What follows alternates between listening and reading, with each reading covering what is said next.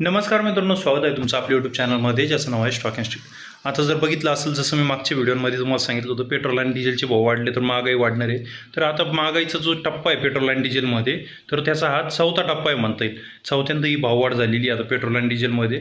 आता मॅटर हे करत नाही की ही किती वेळा होणार आहे, मॅटर हे करतं की पेट्रोल आणि डिझेल कुठपर्यंत जाऊ शकतं.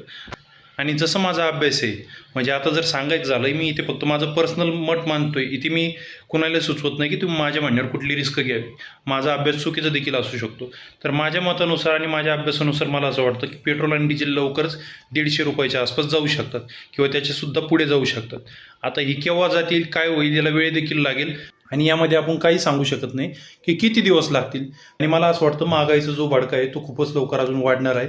आणि जी मी एक्सपेक्ट करून चाललो होतो की पेट्रोल आणि डिझेलचे भाव वाढणार आहे, त्यानंतर बाकीच्या सर्व गोष्टींची, तर आता ती सुरुवात झालेली आहे. तुम्हाला आता आपल्या दैनंदिन जीवनावर याचा परिणाम नक्कीच बघायला मिळेल.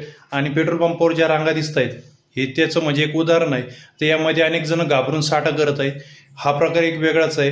पण जर म्हणायचं झालं तर पेट्रोल आणि डिझेलचे भाव आता वाढत आहेत. लोकांमध्ये आता एक चिंतेचं वातावरण तयार झाले सर्वसामान्यांमध्ये. आणि तसं जर बघितलं तर येणाऱ्या दिवसामध्ये महागाईसुद्धा अजून खूप मोठ्या प्रमाणात वाढणार आहे असं मला वाटतंय.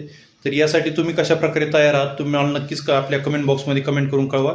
जर हा व्हिडिओ आवडला असेल तर व्हिडिओला लाईक आणि मित्रांसोबतही शेअर करायला विसरू नका.